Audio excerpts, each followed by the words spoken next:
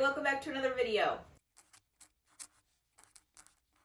Today's video, we are continuing on with our cooking a different food that best represents each one of the 50 states, and today we are tackling Virginia. So in all of the research that I did for Virginia, I found essentially what I thought to be like one of the more common things in all of the different articles and whatnot that I was reading about, like things you have to try when you go to Virginia and whatever, was Brunswick stew. Now, at the time of recording this, I have not done any research on the history or anything like that of Brunswick stew, so I don't really know where the name comes from. It might be from a specific part of Virginia. I have no idea. So that part will be further on in the video, where you will hear a little bit of the history of this stew. But essentially, it just looks like a really good, hearty stew. And it is cold outside. There are several inches of snow on the ground currently, and I don't think I could have timed this better. This just sounds like a really great thing to eat right now. I have already gone ahead and gotten basically everything prepared that we need for this. It's pretty straightforward, just adding things into the pot, letting them simmer for a certain amount of time, and then adding the next batch in. So we are going to get that going. Now, the link to the recipe that I am following will be in the description box of this video, along with where I get whatever history I find on this stew. That link will also be in the description box if you wanted to go check any of this out for yourself. But in the recipe that I am following, it does also mention that really good sides for this stew are coleslaw or biscuits. So we are actually going to be making both of those as well. So we're gonna get this stew started, and then while it's simmering, get working on those other things. So the first thing that we need to add to this pot is 6 tablespoons of butter. Because I am still dairy free right now, we are using some, I can't believe it's not butter. So I'm going to pop that in there, and we're going to start getting that melted. And once that is melted, then we will toss in the chopped onion and garlic. Does anybody else just like playing with the butter as it melts? And just like swirling it around. Is that just a me thing? I don't know why I find it so satisfying, like swirling it around and watching it just melt. Add all that in. Okay, the onions have been cooking for just a couple of minutes. They are nice and soft. They look great. So now we can start adding the next bunch of ingredients, which is 3 cups of chicken broth, which I just have water and bouillon. It'll be fine. There's gonna be so many other flavors. I'm not concerned about skimping here. We also need our 3 cups of potato. That already looks amazing. Need a can of diced tomatoes, a bag of frozen corn.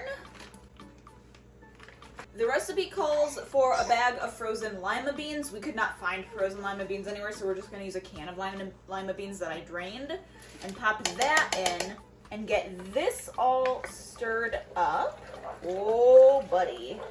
I'll bring you in closer so you can see how hearty and good that looks already, and we're not even done adding ingredients.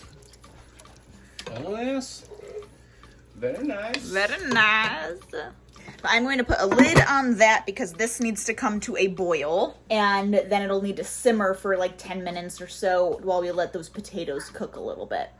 So I'm going to clean up a little bit. Also, in preparing for this recipe, I learned something that I did not know about my husband, which is he has a deep-rooted hatred of lima beans for some reason. I don't understand it, but he is very anti-lima bean, and I had no idea. But they went in, so it's too late now. Alright, I've brought you in closer because while this is coming up to a boil and simmering, we are going to get started on our coleslaw. So I have some cabbage here, and I'm going to just start by getting these outer leaves all removed. And if you want, I can also put the recipe to the coleslaw that I am making in the description box in case that is something you want to check out as well. All of those, and then I'm just gonna cut the edge of this off. So we have a completely fresh slate. And no, I really don't have a bigger knife to use, so before you go commenting that. This is the largest, clean, sharp knife that we have to work with, which is okay.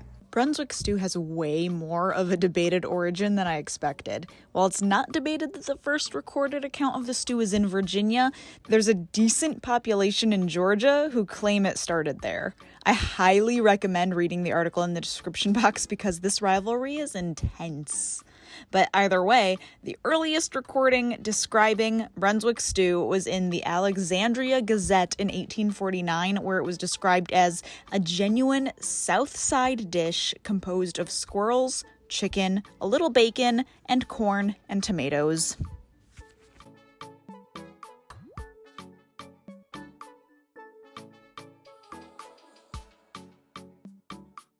Right, we have all of our cabbage. That's only half of our cabbage, and there's so much cabbage in there.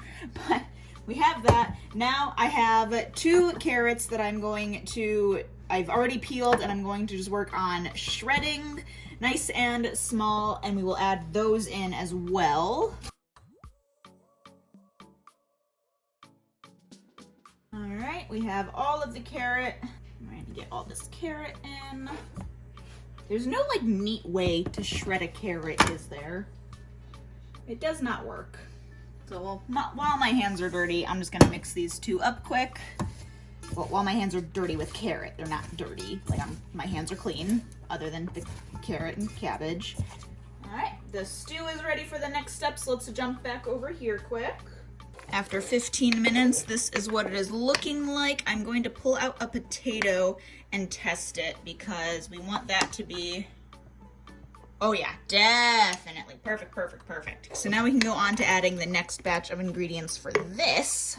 Now we are adding the last bits of ingredients into here. And I'm already having to change it a little bit because it calls for North Carolina barbecue sauce, which is very vinegar heavy, and I could not find a vinegar forward barbecue sauce to save my life. So we are improvising by just using the barbecue sauce we have in the fridge. So instead of using a full cup, we're gonna use probably the rest of this bottle, honestly. We're gonna be putting that in there along with probably a 1/4 cup's worth of apple cider vinegar, just to help give it that vinegar flavor. So I'm going to start by pouring that in. And then we also need about a tablespoon of Worcestershire, about a tablespoon of brown sugar, about a 1/4 teaspoon of cayenne, some fresh salt and pepper. I'm not gonna add a ton of salt because there's that chicken bouillon in there. And then for the meat that we are adding, we have about 2 cups of pulled pork. We made some pulled pork nachos last night for dinner, so we were able to set this aside. And you just toss that in. Right over here, I have about 1 pound's worth of boneless, skinless chicken thigh that I pulled out of the freezer and just diced up. The recipe calls for shredded, but I didn't want to shred it up, so I just diced it and then cooked it on a pan. And we made bacon in this morning, so we're gonna have a little bit of bacon-y flavor in here as well, which I'm not upset about. Look at how delicious that looks. So we're just gonna let that simmer for about another 15 minutes. And while that is simmering, we're gonna put our biscuits in the oven. If you watched my most recent freezer meal video, you will have seen that we made a bunch of biscuits together and experimented with freezing them and seeing how they baked from frozen. And again, if you watched that video, you would see it was an absolutely massive success and they are delicious. So we have a bunch of biscuits in the freezer. This is only like 11 biscuits. This isn't quite a dozen, but I have 2 more dozen in the freezer. So I'm just gonna take these, and it's as easy as they're frozen solid right now. I'm just gonna take them and line them up on here. And from frozen, we can stick them directly into our oven. And we'll set that timer for 15 minutes. They might need a minute or two longer than that, but we'll set it for the 15 and just let that go, and biscuits are in the oven, ready to go. We don't have to even think about it now. And while that's simmering, while biscuits are in the oven, we can finish the coleslaw. All right, so for the coleslaw, I am cutting all of these proportions in half because I'm trying not to use as much just of everything. For the sauce mixture, we're gonna add in about a half a cup's worth of mayonnaise into this bowl, about a tablespoon of apple cider vinegar, and about a tablespoon of our Dijon here, which I don't know if we have a tablespoon's worth in here, and then a little bit of salt and pepper. And we're gonna mix this all together, and that is what we are looking like. And then we are just going to pour it right onto our mixture here, and then work on tossing this together. And now the recipe for this coleslaw calls for fresh parsley and also for celery seeds, and we didn't have either of those things on hand, or enough of either of those things on hand, so I'm just not gonna add them, and this is just gonna be a very simple side. I really was not that concerned, and I'd only found this recipe like a few minutes before we started filming, so this is just gonna work. It'll be fine. But there is basically the finished coleslaw. Very simple. We have about 9 minutes to wait, and the stew and the biscuits will be done.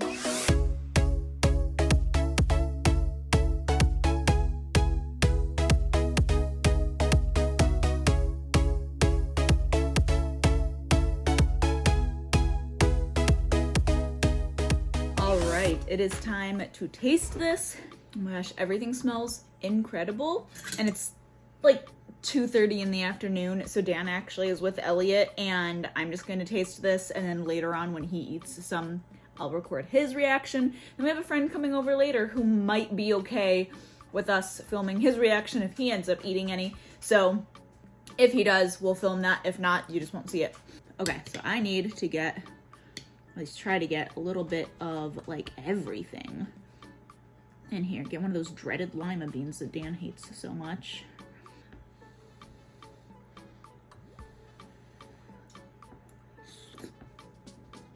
I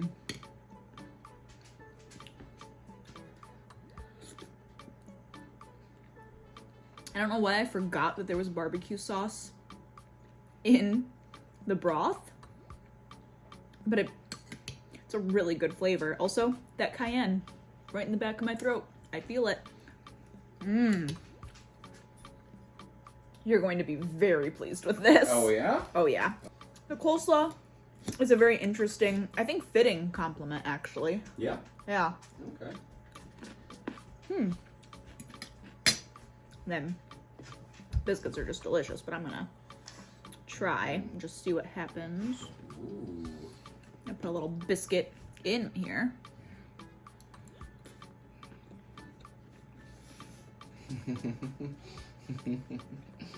Oh yeah. That is like the epitome of a warm, hearty bowl of stew that like just warms your insides on a cold winter day. Oh yeah? This is delicious. Oh good. Good. Like I said, I will film a little clip of Dan trying it, and then we will end the video there. Yeah. Later in the evening, and Dan is gonna give this a try now.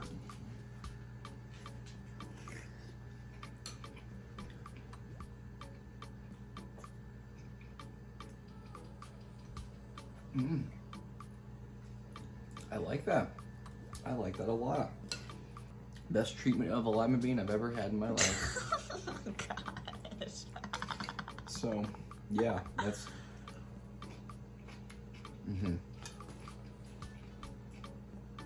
Excellent flavor. You can see why the coleslaw's kind of supposed to go with this, because it's like a nice sort of barbecue-ish, flavor pairing, and I mean, chances are biscuits go good with whatever it is you're eating, so. Yeah. So. Yeah, Virginia, good job. Alright, and that is where I am ending this video off. Thank you so much for joining us for yet another state recipe. We only have a handful left, so make sure if you are enjoying this series that you subscribe so you do not miss the last few videos that I will be recording for this series that will all be going up this year. I am making it a point. They will all happen this year. So, I hope you have had a great day, and I will see you in the next video. Bye.